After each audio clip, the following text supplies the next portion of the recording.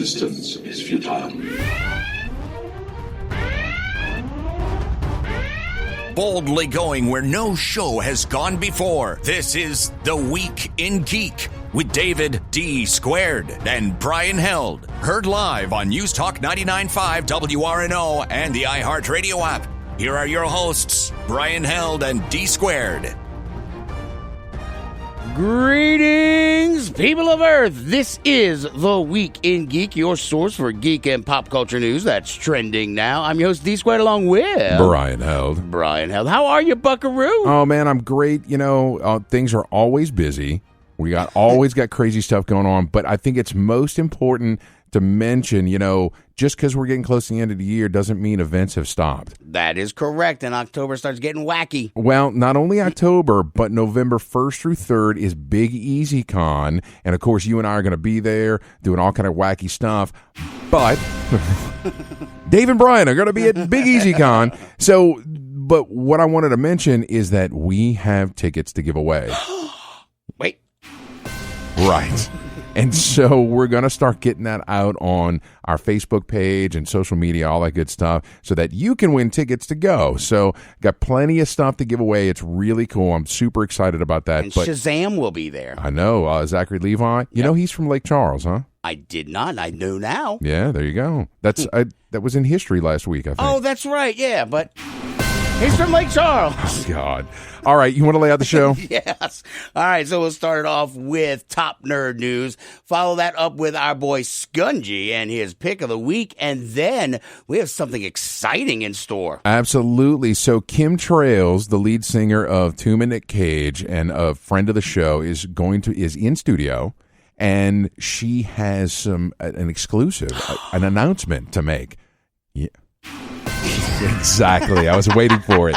So we're super happy that she's here, and we'll get to that shortly. And, of course, we'll close it all out with This Week in Geek History. But first, and now, your top nerd news stories from around the world, brought to you by the Viridian Tea Company. Find them on Etsy. And now, your top nerd news stories. All righty, Brian, what's topping us off tonight? Well, I kind of feel like this should come from the No Surprise Files. Okay. This was announced. A reboot? No. It was announced earlier this week that Kevin Smith is working on Clerks 3. Oh. Good? Well, I mean, you know. Is Rosario Dawson in it? I'm not sure yet. So this just came out. Basically, he had an opportunity to sort of mend fences with Jeff Anderson. That's the guy who played Randall in the Clerks franchise. They had a falling out. No time for love, Dr. Jones. Right. And so they're back together. He mentioned, because he posted to Instagram with Jeff Anderson and Jay Muse, and they mentioned that they're going to be getting back together with Brian O'Halloran to play Dante, and they're bringing it all full circle. They're going to go back to the scene of the crime where it all started. I assure you we're open? Yes. Nice. So, well, parents and children, take a good look at Jason Mewes, and remember, don't do drugs. Right. He's looking a little rough. So he also said that it's not going to be the script that they were working on previously for Clerks 3. It's a brand new script that he just started working on. So yeah, because I mean, it was kind of old. I mean, obviously, it's been sitting on a shelf, and every now and again, you got to dust stuff off. But I mean, I'm sure what they might have thought was funny and things before that have probably changed. And I'm sure, you know, he probably wants to maybe make some sort of commentary on the world today. Who knows? I mean, you know, maybe there just wasn't enough fart jokes in it. For his taste, because I know he loves that. I mean, we haven't gotten the Jay and Silent Bob reboot yet, so we don't even know how that's going to work out. I'm hoping all the fart jokes were in the trailer, because there's a lot of them. I mean, it's just I really don't hold out a whole lot of hope for this. It is, that trailer looked kind of rough, man. It did. I mean, it looked like a direct to video. Go to ZM Video and watch Jay and Silent Bob Strike Back. That's terrible. Yeah, I mean, maybe it'll be good. I mean, Clerks 2 was much better than it deserved to be. I mean, it really was good. I liked it, especially just the whole, when they reenacted all the Lord of the Rings trilogy. That was the best. Yes. That was just drops the ring. Right. Shoulder shrug. Walk away. Good stuff. All right, well, what's next? We'll stay in the vein of the Not Surprised files. Stranger Things has been renewed for season 4 at Netflix. I heard renewed, not rebooted. You're right. How long before they reboot Stranger Things with the younger cast? Well, I mean, they got to give it at least a year or so, like right? Muppet Babies, Stranger Things. Yeah, well, it's just, they made an announcement. We're going to get a 4th season. Of course, it ended on a cliffhanger. So it did. I like it though because I mean, you think Hopper's dead, and then she, 11 lost all of her powers, that kind of deal, and so I think it'd be cool because then if she has to go rescue Hopper, that's just going to be like all of a sudden she's going to go, She-Hulk. Right. It'd be cool, man. I don't know. I dig it, and you've got the Ruskies that apparently have attack. Upside down monsters, whatever the hell they call them. I forget what the hell they call them. The monsters. Oh, I know, shoot. right? It don't matter. Doesn't matter. But yeah, Russia's probably going to be more heavily involved in the next season. So, yeah, no, we'll see. I mean, I guess they're going to keep milking it for all it's worth. Hey, why not, man? I mean, why not?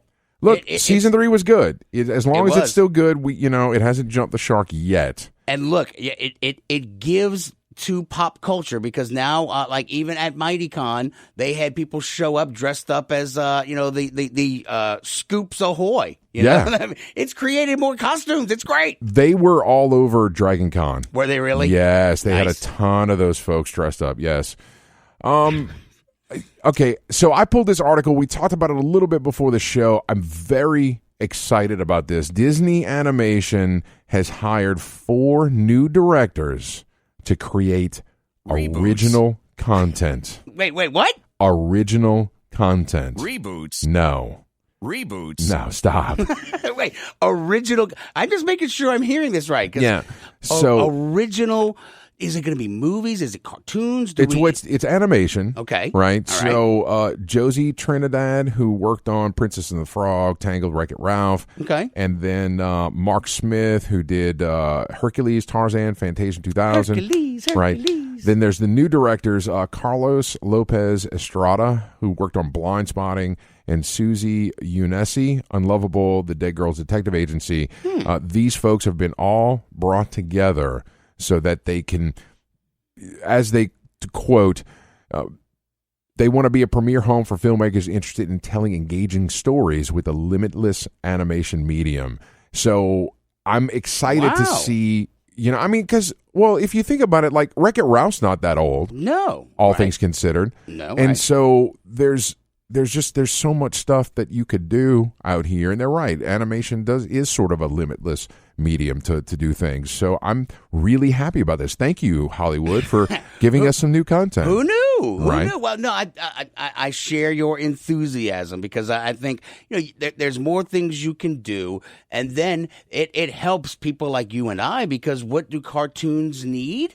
Voices. There you go. Yes. You got it. So, I mean, but no, if they're going to be telling new stories, you and I, we bat this ball around all the time where it's like they're not coming in to reboot. They're not coming in to make cartoon reboots of the live action reboot of the cartoon reboot that we rebooted in the live action, but now we rebooted as cartoons. They're not. So this is, that's what Disney made their bones on. Yeah, absolutely. That's what they did.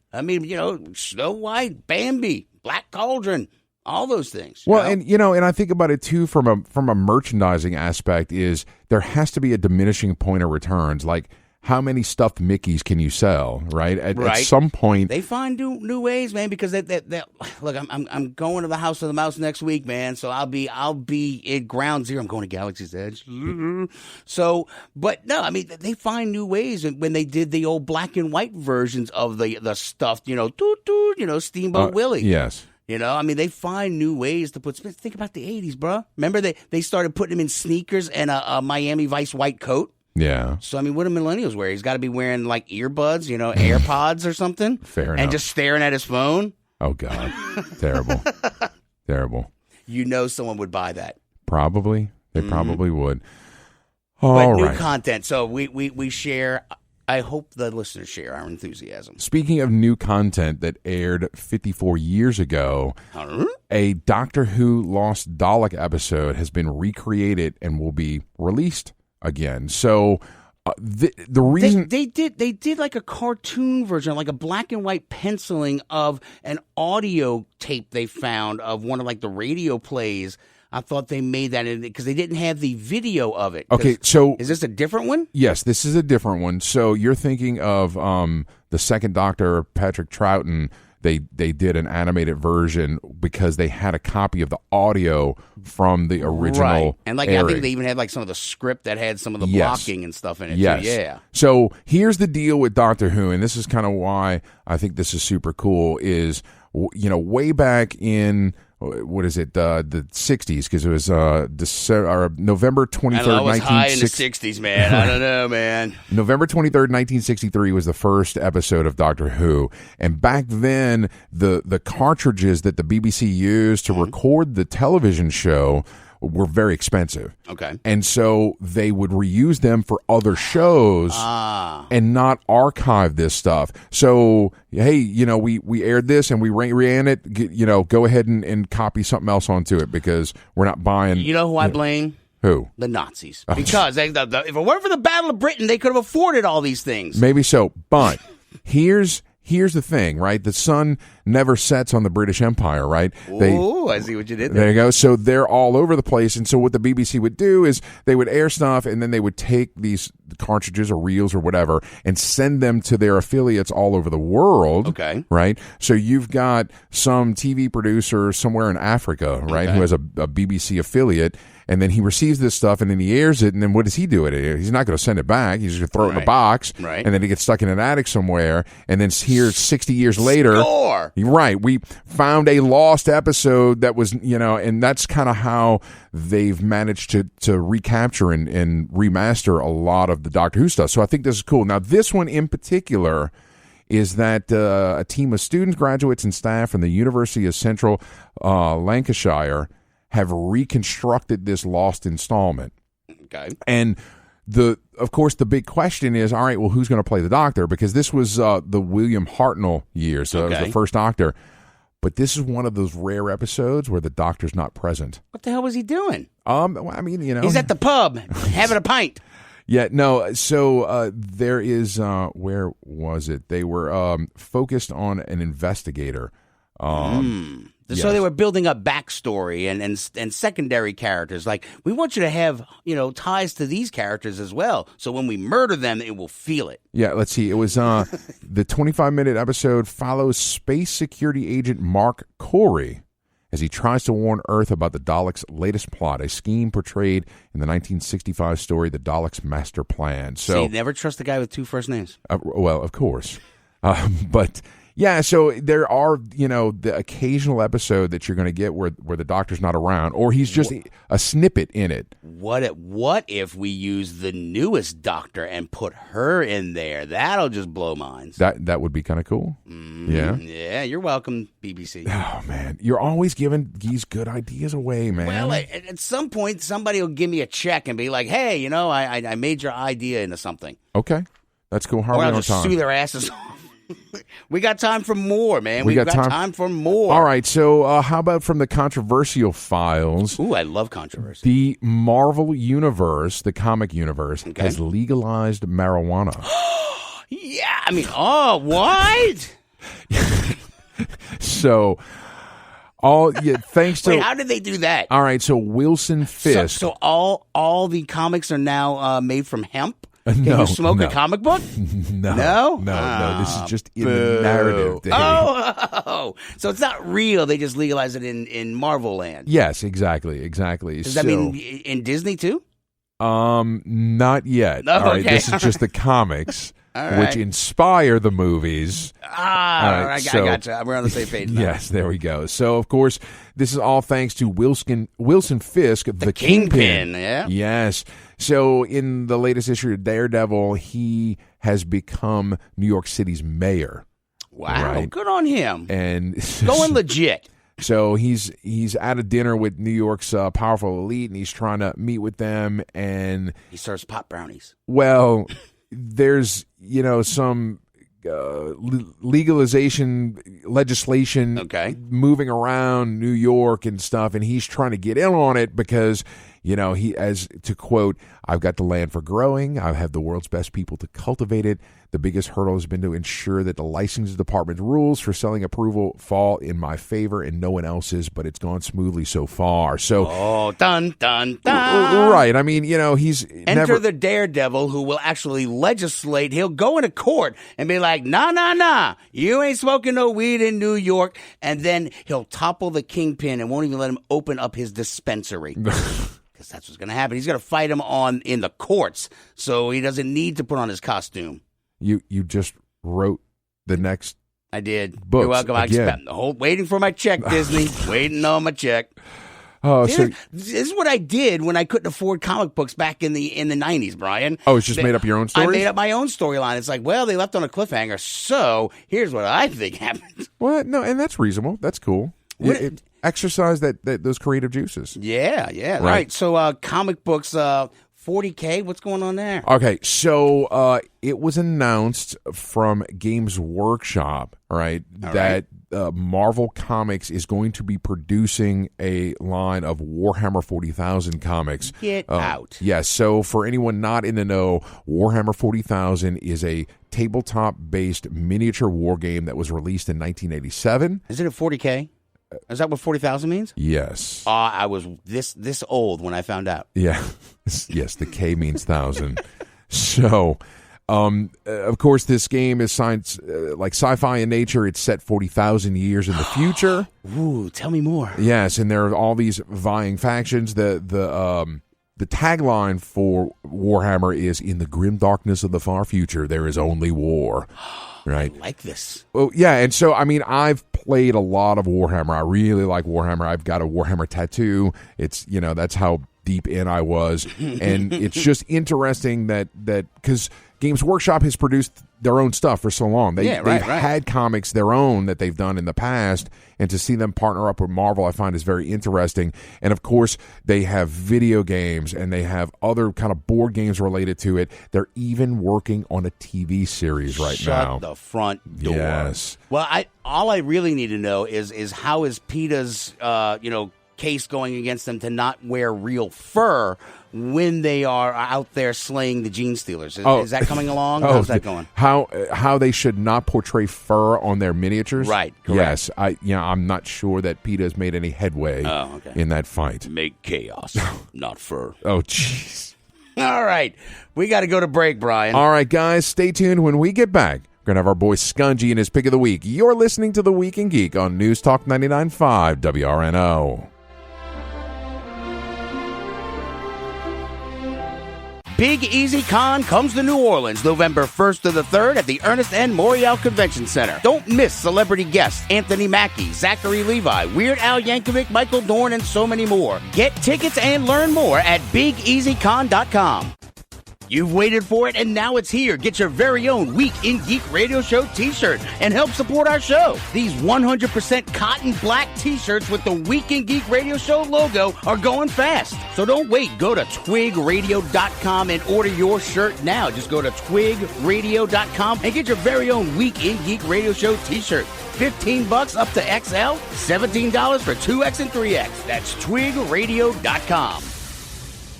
Friends, is your morning tea just not your cup of tea? Then try the tea blends of Viridian Tea Company. At Viridian Tea Company, they sell blends guaranteed to make you think outside the box. With such blends as Tea of the Necropolis, Quantum Mechanics, Spider Witch, and many more, your tea experience will be out of this world. Look for the blends at Tubby & Coo's Mid-City Bookshop, located at 631 North Carrollton, or on Etsy at Viridian Tea Company. Try Viridian Tea Company today. Your taste buds will thank you. Jezebel Johnston, Devil's Handmaid by Nancy Hansen, is now an audiobook read for you by Brian Held. It's a tale of a young girl from Tortuga who disguises herself as a boy and bluffs her way onto a pirate ship, chasing after her one true love, only to find adventure on the high seas. Jezebel Johnston, Devil's Handmaid is available on Amazon, Audible, and iTunes. Get your copy of Jezebel Johnston today. This is The Week in Geek. your source for geek and pop culture news that's trending now. Inconceivable! Follow The Week in Geek on Instagram at The Week in Geek Radio Show. Ha-ha, you fool! You fell victim to one of the classic blunders. Here's David and Brian. Welcome back into The Week in Geek. Like the voice guy already said, your source for geek and pop culture news that's trending now. And Brian, I just think back to last week's show so lovingly where they're still trying to reboot the dang Princess Bride. Yeah. What's wrong with people? Oh, it's terrible. It is. But it's your favorite time of the show. Yay!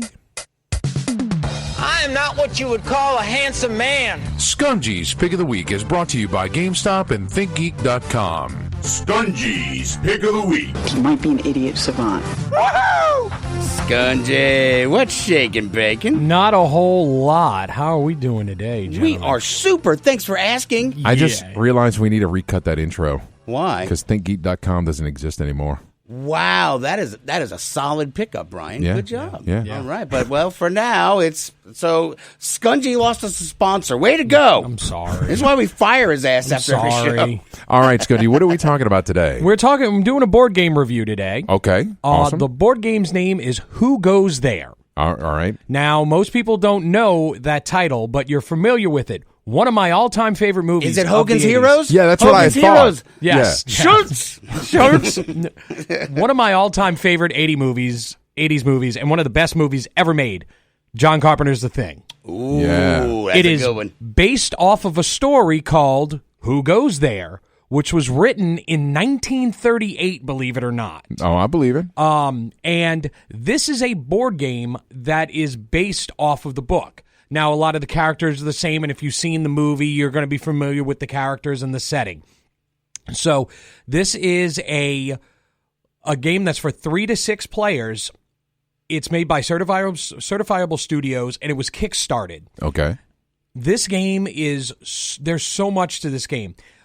One of the things about watching the movie The Thing is the tension where nobody can trust anybody. Okay. Right. The game starts off, you're all human. Everybody's human, and it starts off at the beginning. Well, you're going through, and you have different things that you need to do. You have to fix the boiler because there's going to be, the boiler's going to break or the door is going to break. And the whole point of it is you're trying to leave the base. You're trying to get up enough supplies and helicopter points to leave the base on a helicopter. Okay. Now you have to go get helicopter parts and stuff like that. You have to go outside, and when you go outside, you're going to lose stamina, but you can also get attacked by the thing. All right. So the cool thing about this is that you're going to get all these different items that you craft into weapons. Like you get a board and you can make it a club, and then you can turn that club into a torch.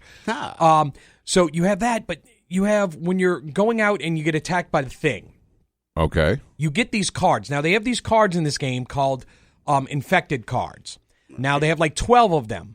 Only one of them has an infected marker on it. Okay. So, when you play through the game, one person might have 5, and one person might have 2, and one has 1. But you don't know if those are infected markers. Because only the one out of 12. Only the one out of 12 is. Okay. Now, here's the thing as well. When you take an item like, hey, I need to make something. I need rope. One of the people goes, I've got rope. I can give you rope. But they've got 6 cards. And if you take something infected from an infected player, you become infected. Wow. Oh, so it's like, yeah, I don't like you. I ain't taking your card, man. And then as you're going through and you're collecting all these things, you're trying to keep your stamina up. You're trying to get these helicopter parts. It plays over. There are 3 times in the game where you have to eat and you have to sleep.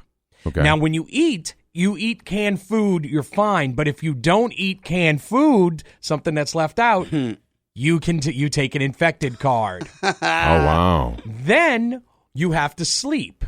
If you sleep by yourself, you take an infected card. No, what? But you can pair up with somebody and sleep with them and bunk together. But you have a little clicker that you show the person if you're infected or not. Okay. Now, this is the cool strategy thing about it. You could be the thing and infected, and you could choose not to infect that person. Okay. Because at the end of the game, you have to have human players left to get on the helicopter. All right. Oh, to spread? To spread. it. You still have to, because if everybody's the thing, you can't get on the helicopter. I got so you. But you have to have more humans than the thing, and then you roll some dice at the end to see if you actually get away. But the thing is sitting there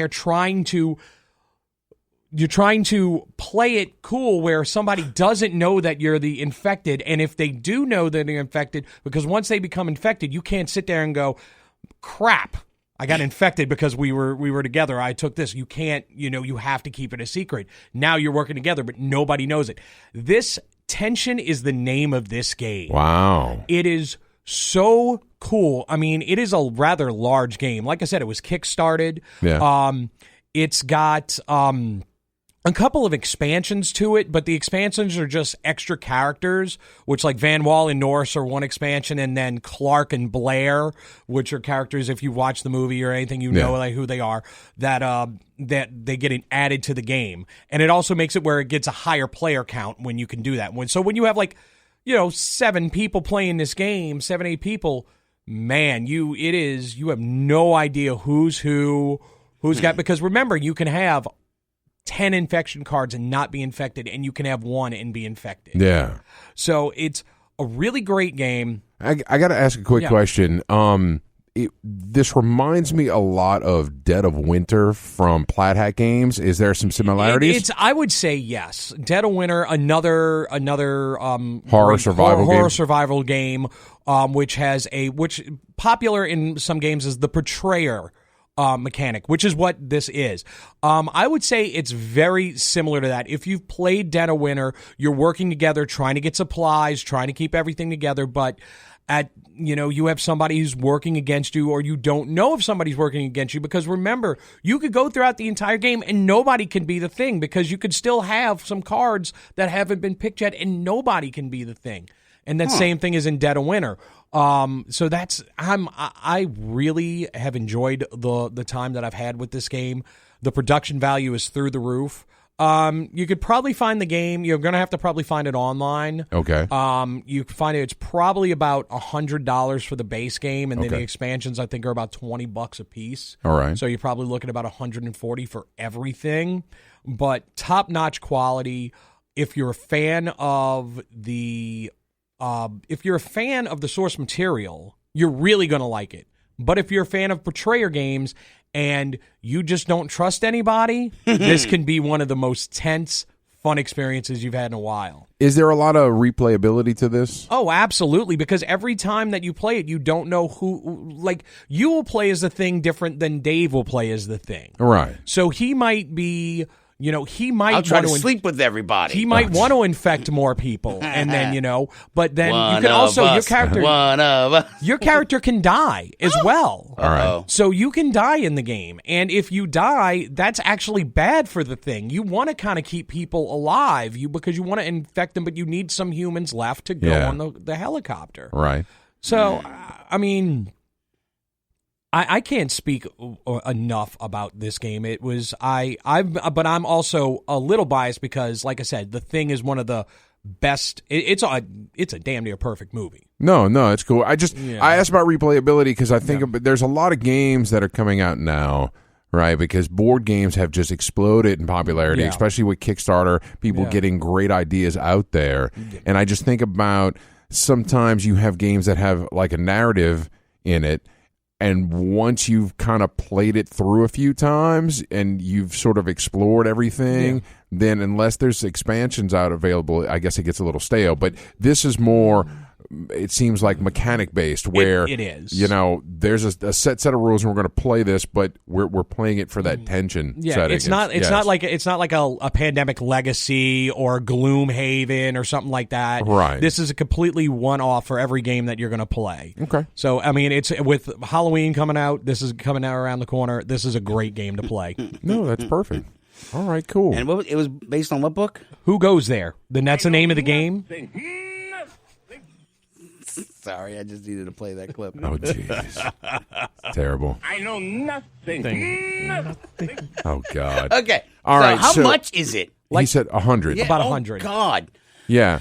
Well, but I mean, if you're good, if it's got a high replayability, Dave, and maybe you don't have any friends. Let's say friends to put in. Yeah, is the there a share solitaire mode for lonely people? No, you can't. You cannot play this one solitaire. Next board game I will bring you a good solitaire board game. Yes, all right? good. I like that because I'm sure I'm not alone. I'm sure several of our listeners dislike people. Yeah, I know I'm not alone in that thought. All right, that's fair. All right, cool. Well, Skungy, do you know what you're bringing us next week yet? Brian's got jokes. That's awesome. Why do you do this to me? Because I do it to him at the end of every show too. Oh, really? Yes. All right. Yeah, I'm gonna bring you something, and Okay. it'll be a review, A chainsaw? or a book, something really nice. All right, cool. That's fine. Burglars are going to take us to break. You'll Burglars. surprise us. All right, guys, stay tuned. When we get back, our special in-studio guest, Kym Trails with the 2-Minute Cage, is going to be here with some exclusive news. So stay tuned. You're listening to The Week in Geek on News Talk 99.5 WRNO.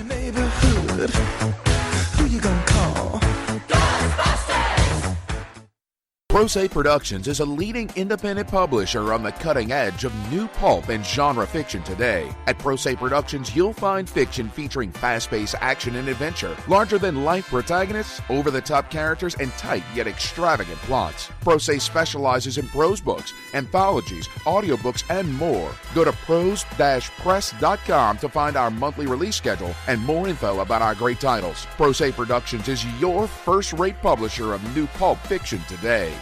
Friends, is your morning tea just not your cup of tea? Then try the tea blends of Viridian Tea Company. At Viridian Tea Company, they sell blends guaranteed to make you think outside the box. With such blends as Tea of the Necropolis, Quantum Mechanics, Spider Witch, and many more, your tea experience will be out of this world. Look for the blends at Tubby & Coo's Mid-City Bookshop, located at 631 North Carrollton, or on Etsy at Viridian Tea Company. Try Viridian Tea Company today. Your taste buds will thank you. You've waited for it, and now it's here. Get your very own Week in Geek Radio Show t-shirt and help support our show. These 100% cotton black t-shirts with the Week in Geek Radio Show logo are going fast. So don't wait. Go to twigradio.com and order your shirt now. Just go to twigradio.com and get your very own Week in Geek Radio Show t-shirt. $15 up to XL, $17 for 2X and 3X. That's twigradio.com. Big Easy Con comes to New Orleans November 1st to the 3rd at the Ernest N. Morial Convention Center. Don't miss celebrity guests Anthony Mackie, Zachary Levi, Weird Al Yankovic, Michael Dorn, and so many more. Get tickets and learn more at BigEasyCon.com. My name is Optimus Prime, and you are listening to The Week in Geek. Autobots, transform and roll out! Welcome back into The Week in Geek, your source for geek and pop culture news that's trending now. I'm your host, Steve Squared, along with Brian Held. All right, Brian, we have a very special guest in studio. Oh, absolutely. Joining us in studio is none other than Kym Trails from the Tomb of Nick Cage. How are you? I'm doing great. Thank you guys for having me back. Oh, no, look, we love having you in. In fact... quiz time! Well, no, I'm not. I was grilling her before the show, but it has been since June 4th of 2017 when you were last in the studio. Way too long. It has been absolutely way too long. And, of course... I went and re-listened to that interview earlier today, and the reason you were here, of course, was you were dropping your new album at the time. Yes. It was The Pharaoh of New Orleans. That's right.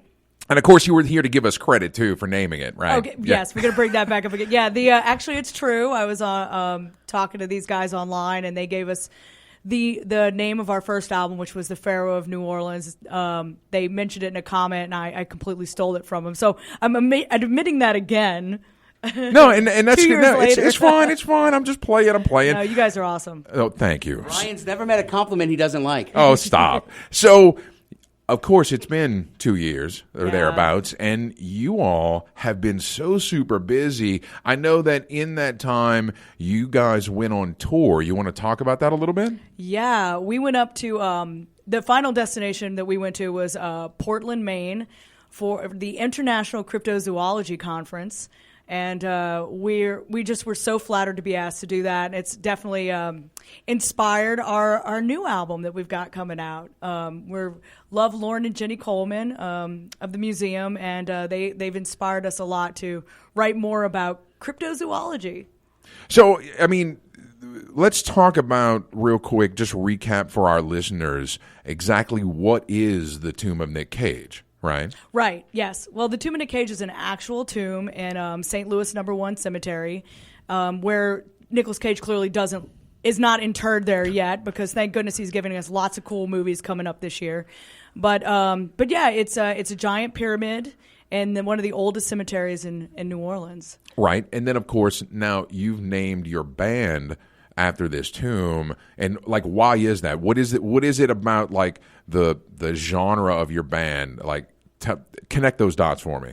Well, we are a horror rock act, and we wanted something that kind of like evoked that feeling. We're also Nicolas Cage fans, because how could you not be? Movies are fantastic. So I was actually in the cemetery, and I saw this thing, and when they told me what it was, I was like, you got to be kidding me. This is an amazing monument. So that's how we got the band name. All right, that's cool. And now, you mentioned a horror band, right? And you guys cover like the Illuminati and conspiracy theories Definitely. And aliens and all of this kind of crazy stuff. And so going to the Cryptozoology Museum, I could totally see how that give you a lot of fodder for materials. So, I mean, that tour, it was a working tour as far as like in between stops, you were writing more music, right? Oh, absolutely. We never stop. I actually got the idea for the song "Night of the Lamprey" on tour. So that was the last song that we wrote for the album, and so we never stop writing. We never stop creating. Well, and I'm dragging it out a little bit, but tell me, so the new album that's going to be coming out, if I'm not mistaken, on December 5th, is that right? Yes, December 5th, Krampusnacht. Yes. So that's when all the children get beaten. Dave, you should love that holiday, right? You're a monster. Well, what we write about is monsters, so it's perfect. Right. So it's cryptids and cryptids and creatures. Yes. Which honestly, to me, when I first read that, it sounded like a D&D supplement, right? Like, deities and demigods, or something like. Yeah, I was like, this is kind of cool. It's like so nerdy. But so I mean, was the tour the impetus to write this new album, or had you been working on it We've before? been working on the album since we completed the last album. So we have been working on this album for 2 years now. And so a lot of the songs that we had already written were in the vein of talking about local supernatural paranormal phenomenon and local lores of local cryptids in the Louisiana area. Okay, so you've got some local focus on some of the songs. Yes, absolutely. We've got a song about Grunch Road that used to be in New Orleans East that experienced a lot of paranormal phenomenon, and we've got a song about the Rougarou, of course, which is our darling. We love werewolves, and the Rougarou is ours. Oh yeah, no, that's good stuff. So one of the things that I think is cool, and we're going to have an exclusive at the end of this interview. We're going to outro with "Night of the Lamprey," which has never been heard before. This is the very first time this song has been broadcast. So you brought me in on that, right? Yes. And I do some voiceover for you. So tell me about "Night of the Lamprey" and some of the inspiration behind it. Well, a big problem is social media these days. With people, we have, the internet trolls, and all they want to do is talk about negative things. And Aaron, who is one of our guitar players, said to me, he's like, those people, they're like lampreys, because all they do is they suck. And I was like, and so I would finish the album. I wasn't going to write anymore, but when he said that, I was like, well, we got our new track. We got the last track for the album. Nice. Okay, that's cool. And I had a blast going in studio with you guys. Of course, Louis DeAubin is your audio engineer from Consortium of Genius, and we had a blast doing that. It was a lot of fun. So, so your release schedule is December 5th. It's coming out, but you just played last night at Twist of Lime. Yes. And we heard some new music, some of the new album stuff there. You've got 2 more dates coming up here recently? Yeah, we've got December, let's see. Well, in October, right? Oh, sorry, yes. Yeah, we've got October 26th in Lafayette, and then the weekend before that, I believe it's the 19th, Saturday the 19th in Baton Rouge at the Mid-City Ballroom. All right. And what is the CD release party look like? I mean, do you have something set up? Yeah, I believe it's December the 14th. We're going to be doing our CD release party at the Goat in New Orleans, and we're going to be bringing our friend Solemn Shapes down from North Carolina. Okay. So we met them on tour, and they've been good friends of ours ever since. So, Dave, you have to take me out to that. It's my birthday. I thought it was going to be a raging kegger at your house. Let's do that. Okay. Well, it's still my birthday. We can make it a raging kegger there, too. Nice. Awesome. All right. Well, I mean, tell me, how can folks find you out on the net? How can they find the new album and your tour dates, all that kind of good stuff? Oh, well, you can go to www.tombofnickcage.com, and that's Nick with a K. And then, or you can go to thetombofnickcage.com. We're also on Facebook, Twitter, Instagram, and any place you can download music. You're going to be able to find that album on December 5th.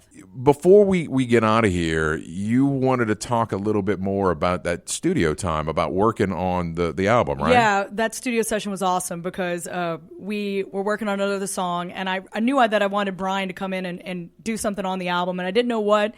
But right after I wrote the song, I thought, man, wouldn't it be great to have a radio announcer kind of like narrating the demise of basically society with under the attack of these lamprey-like troll creatures. And I said, who could I get to do that? And I knew exactly who I wanted. So that was the song that I knew I wanted to have Brian in on. So thank you so much for coming in and doing that with us. Yeah. I have actual audio of Brian walking into the studio. You are like the buzzing of flies to him.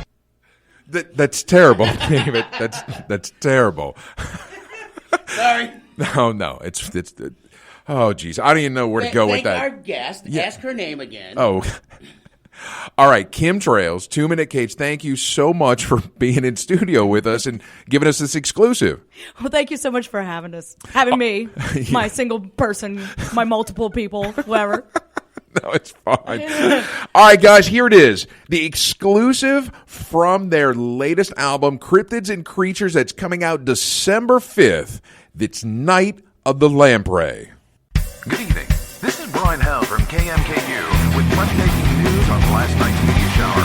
It appears that we have been contacted by extraterrestrial beings the government has classified as friendly.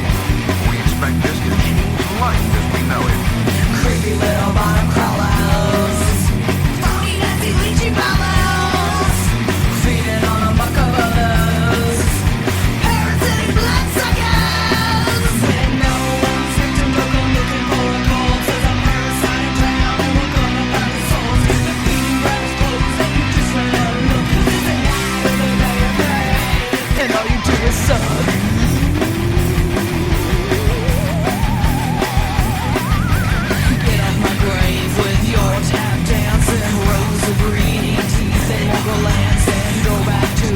Swamp that you called out of. No one needs your phony kind of love. Your phony kind of love. And no one's victim, look, I'm looking for a call. Says I'm parasite in town and we're gonna find the souls. The blue rats close and you just let them look. Cause it's a night of the Lamprey. And all you do is suck. These lamprey-like beings, what can they tell us? Teach us? What opportunities will their advanced technology provide? Updates as we get them. This is exciting, folks.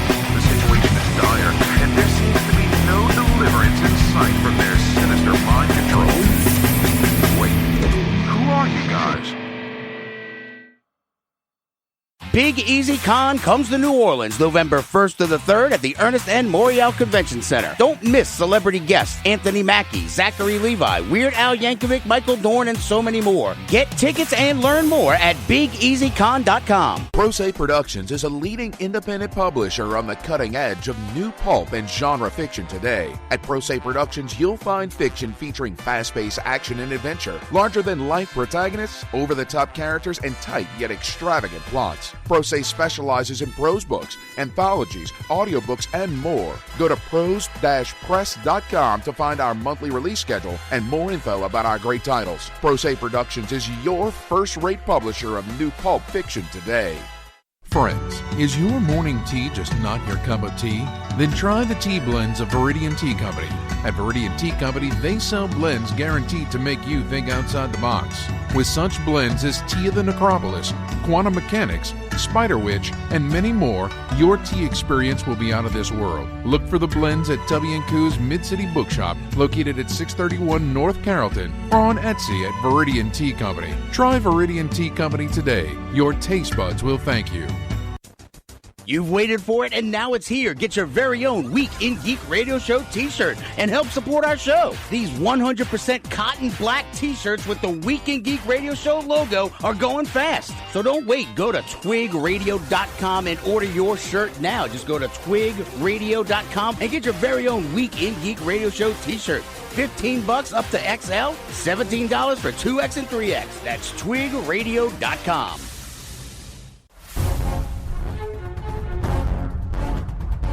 This is The Week in Geek, your source for geek and pop culture news that's trending now. Follow them on Twitter at Twig Radio. Do it now. Welcome back into The Week in Geek. I'm your host, D Squared, along with Brian Held. Now, as always, we want to strongly urge you to check out the Facebook page, facebook.com/The Week in Geek. Check us out on our website at twigradio.com. Follow us on Twitter at Twig Radio, and the Instagram's The Week in Geek. Now, Brian, how can people listen to this lovely show? Well, if you miss any part of tonight's show, like that great interview with the 2-Minute Cage, or you want to catch your favorite part again, you can always find us on Spreaker.com or download Spreaker for your smartphone or tablet, or also on iTunes, YouTube, Google Play, Stitcher, Spotify, the iHeartRadio app, and your mama's house. This Week in Geek History.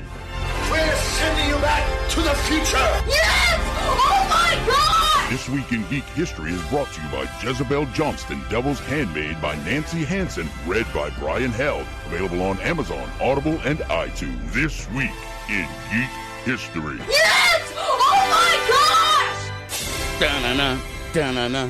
Wow. All right, Brian. All right. What we got? First item on my list is September 30th, 1997. I love this one. Fallout, a post-nuclear role-playing game. It was released from Interplay and its division Dragonplay all the way back in 97. That was the original isometric top-down view. Like Zork? No, Zork was text-based. Just a pop quiz, that's all. Yeah, no. Couple of really cool things. First off, it's seen as the spiritual successor to Interplay's classic 1987 computer role-playing game Wasteland. Right? I recall that, yes. Of course, our friends over at NXL are still making Wasteland, you know? And then what's also cool is it initially was intended to use the GURPS system from Steve Jackson Games. Nice. I but like that system. They ended up coming up with its own system called the Special System, which is still in use today. So I thought that was... It's still fancy. I like that they came up with their own system. But the GURPS system is in all things. It started off great, and then they just kept adding, more whistles and doodads, and then they just made it a big, clunky, lumbersome piece of... You're right. So, and what's cool is if you have some of the old discs for Fallout, there's actually a tabletop miniature war game. There are rules in there, that you can download, print out, or whatever. Yeah, there's like so many layers. It's like an onion, right? And then there's a coupon for 5 hours of free AOL service. That too, yes, that was in there. All right, next on my list is October 1st, 1979. sees the founding of Activision. It became the world's first independent developer and distributor of video games for gaming consoles. How many? Geez, I mean, like how many games did they put out? Tons, man. I mean, it's just, yeah. You know, and you think about Activision now, of course, it's Activision Blizzard, and there's World of Warcraft and Overwatch and all that. But whenever I think of Activision, the first thing that comes to my mind is Pitfall. Yeah. Yeah. That was a good one. Yeah. Yeah, I mean, like they had so many. I mean, all I can think of when I think of them is just kind of like just the logo, though. It's like because there was so much stuff. I mean. No, back then. It's crazy. I want an Atari shirt. Apropos to nothing that we're talking about. Right. But I want an Atari shirt. I saw a meme the other day. This is so sad. And it was a picture of an Atari 2600. Okay. And it says, if you grew up gaming with one of these, it's time to schedule a colonoscopy. Oh, my God. Is that so true? It makes me sad. All right. Next item on my list. October 2nd, 1959. We just did a PSA without even knowing it because all of our listeners are probably like, damn, they're right. I need to go check my polyp count. Right. All right. The anthology television series created and presented by Rod Serling, The Twilight Zone, premieres on CBS television. Yeah.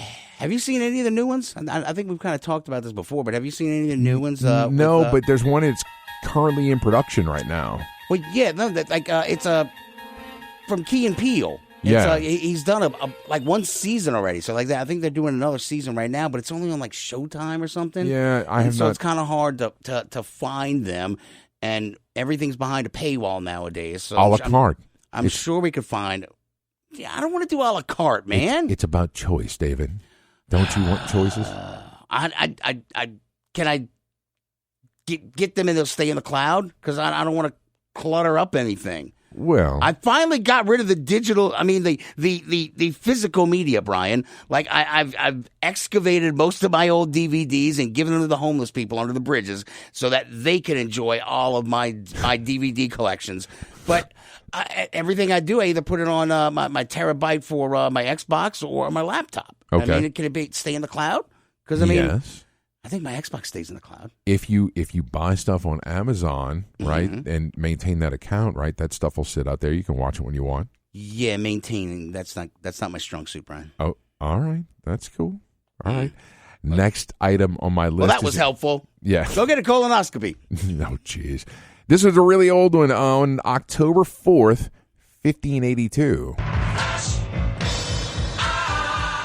Pope Gregory XIII implements the Gregorian calendar. Yay. Yes. And this is interesting. In some locations, the calendar skips straight to October 15th. Why? Because the days were off, right? So the Julian calendar was the previous calendar was used, but it lost time and wasn't accurate. I gotcha. And so Pope Gregory came in and he said, I got a new calendar that's more accurate that includes leap years. Ooh. And so so the current calendar that is used almost worldwide, almost completely worldwide, is called the Gregorian calendar, for anyone who doesn't know. And then I put my birthday on it so everyone knows when to send their presents to Vatican City for me. Right, exactly. All right, another old one, October 5th, 1969. Sees the very first episode of Monty Python's Flying Circus on the BBC One. There we go. Where's the hotkey? I don't know. Oh, come on, man. You see, I figured you'd be a little quicker on that. Nobody expects the Spanish Inquisition. Exactly. Nobody expects the end of the show, Brian. We got to get the heck out of here. Do we? All right. Yes.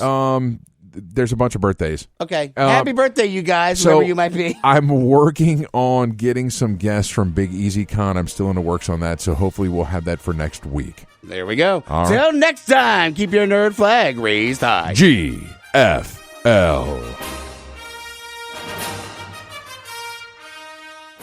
Gets News Talk 99.5 WRNO FM New Orleans anywhere on our free iHeartRadio app.